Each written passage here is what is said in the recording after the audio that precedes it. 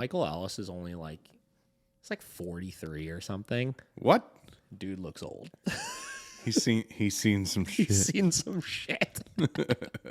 There's a guy, Todd, that I used to do protection sports with that knew Michael Ellis and stuff. He said one time, he's like, man, that dog training school, he's like, it's aged him. It's like, it's aged him. And she has a little bit of fear issue as well. Mm-hmm. So early on, when I was trying to solve my problem, people said, don't take the growl out of it because then you're not going to know when she's going to want to fight. So I can be in a building with 20 people, 20 dogs. She doesn't care about anybody. Someone can walk through the door and she'll go off. So if I see that person coming, I immediately redirect, start getting her busy doing things so she doesn't react to them. Yeah. So I know I did this wrong, but I was at an agility trial and I take food and I manage to the ring. And she's focused on me, focused on her food, and we're next to run. And a lady walks up and goes, "Hi, sweetie." And I was horrified because she's not sweet, lady, take your hand off her face. But the gate was there. I couldn't move her away from the situation. Her eyes kind of got a little big and she went, "Grr." And she knows the word good, so I use that as a calming word. Not that I was trying to. Did you see the face he just made? She's like, I use the word good as a calming word. And he's like, ah. Growl was good, but I was trying to regain her calmness in that moment. So, thoughts on a dog that's very vocal and a little bit afraid of. So you're right. That in that situation, you did that wrong, right? You did that. Because you encouraged her, like, yeah, good job, do that, do more of that. Like, so it would have been like, poke in the butt, flip around to me, like, nope, don't do that. Like, come on, knock it off, and you get away from me, right? Kind of thing, right? Yeah, is that a thing? But growling. So real quick, just a solution for that, right? So reactive dog growled at another person. Now, we're not necessarily going to correct the dog just for growling, but the idea of like, hey, don't do that, redirect onto something else, no problem with that. You know what I mean? Like he clearly told her what she did was incorrect, right? You technically speaking, because the dog knows good is a positive, it didn't calm the dog. You actually just reinforced it a little bit. Told her, hey, that's actually good. Where what we want to do is we want to redirect the focus. Don't do this instead. That's kind of the philosophy of dog training and balanced dog training in general. Consequence for this, reward for this. Consequence for this, reward for this. And he even discussed in this, he said it in half a second, right? He even said, like kind of right there very briefly, the idea here is varying the intensity of your correction, right? We're still correcting for the behavior because a correction is just applying some sort of aversive to change the dog's behavior. In his case, he described the aversive as something even as gentle as just kind of giving the dog a little poke on the side to shift their attention away, then rewarding for the proper thing. But that's correct philosophy. Let's keep going. growling comes from a lot of different places, right? So you mentioned there are dogs that growl when they play, right? Growling can be arousal in dogs, and growling can be a threat display in dogs. A dog could be warning you like, hey, I'm stressed, look out, right? I'm ready to do it, right? And there is this theory that if you punish a dog for growling, if you correct a dog that's growling out of threat, you need to make the distinction. His dog's growling out of arousal, right? He's a noisy dog when he plays, right? Right? That's excitement, it's arousal, some dogs just do that, right? Nothing to do with threat display, they're not uneasy, they're having a good time, they do it. Rottweilers growl when you pet them, and they're rubbing on you, and they're dogs that are vocal that way. There is a dog that growls when they're stressed or when they're threatening you, and you do need to treat that differently. I don't believe that punishing the growling makes the growling go away and have the dog go straight to biting. That's a kind of reward-based thing. But what you can do is you can create increased anxiety in the dog.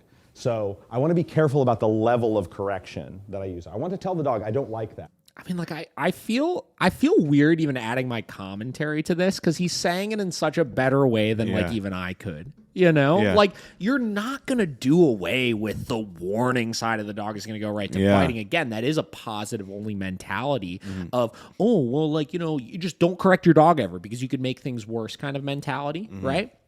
But you have to ask yourself, is the correction really warranted in this situation? Because there's outside variables, right?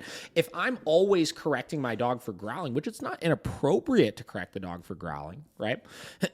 but I'm not addressing the outside factors of why the dog is growling, you still can put the dog in a vulnerable position where the stressful thing is still happening to them that's causing them to growl in the first place. And then you're adding more stress by then punishing for the display of discomfort. Yeah. You know what I mean? Yep. So Yeah. it's good. You know what I mean? Like, it's fucking good dog training. Yeah. Don't do that. You don't need to do that. I know you're uncomfortable. Don't do that, right? Because this can escalate. Growling is a precursor to aggression, right?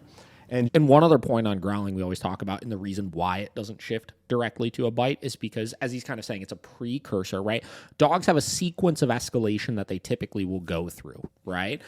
Sequence of escalation. They start getting uncomfortable. They display a growl. The growl turns into more of like a teeth bare. Yeah. The teeth bare turns into a warning snap. The warning snap turns into attacking. You know what I mean? And typically speaking, these dogs have to go through that entire sequence before they get to the bite. So by stopping the sequence closer to the beginning, it's not going to just eliminate that step and have it start right here. It's just not going to allow it to get to that point. Again, as long as you are addressing the outside variable as well. Yeah. I'm not going to correct the growl out of them and they're going to get quiet and then just go straight to attacking somebody.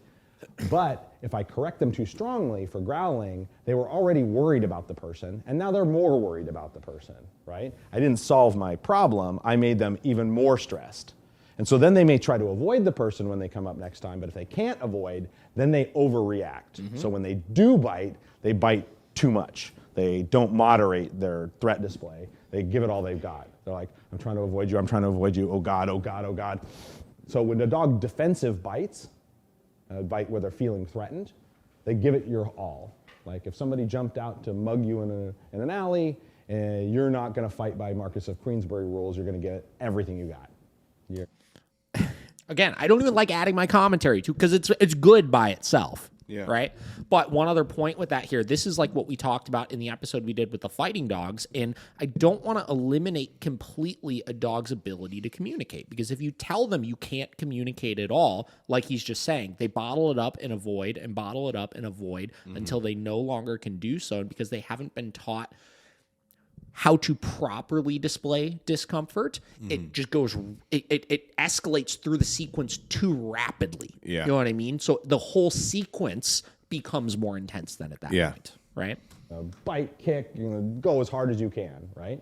And so dogs that are feeling stressed have a tendency, very stressed, tend to overreact when they do. So I don't want to make the underlying anxiety worse, but I want to tell the dog, like, that's not appropriate. Don't do that. So I tend to go, no, pop, pop, spin them around, tap, tap, reward, reward, reward, reward. Like here, that person's fine. You don't need to worry about it. Here's the rewards. Don't do that, right? If I got myself in that situation. So I would stop it, but I would stop it with moderation.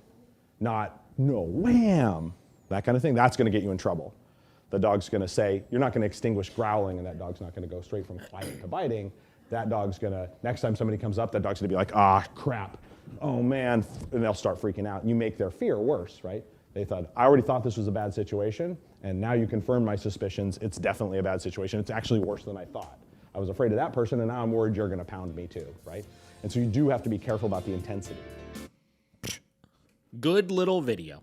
Now the only thing I'll say with that is, he talks about this in the context of just the growling. This is just in general, right? In general, you don't want to go over the top with your corrections. Our philosophy is always as little pressure as we can, but as much as we need to, whether it's for correcting for growling, whether it's for correcting a dog for not sitting, whatever it may be, because the same context, let's take a sit, for example, right?